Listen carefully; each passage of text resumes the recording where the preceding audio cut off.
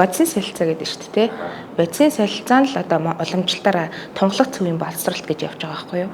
Арьс, мах, яс одоо бүх одоо эргэтийн системийн үйл ажиллагаа алдагдсанаас одоо муу цус нь муу шар усыг үсгээд элэг цусны үйл ажиллагаа ингээд буруутснаас болоод цөсөнд одоо халуун үүсдэг байхгүй юу? Шар усны өвчнийг үүсгэж байгаа гол одоо ерөөсөө эргэтэн бол цөс гэж үзэж байгаа.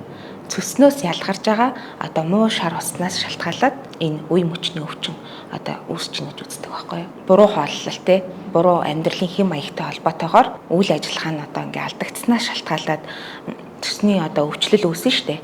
Цөс өтгөрөл, цөсний нуглам гээд одоо цөсний эрүүл одоо шар ус ялгархгүй байгаагаас шалтгаалаад биеэр одоо ингээ халуун шар ус таарснаас болоод үе өвчин ингээ өвдөж эхэлдэг. Яг тэр улиралдаа зохицуулан одоо хоол хүнсийг хэрэглэх нь илүү тохиромжтой байдаг. Энд болохоор зөгийн балтай ус байж болно.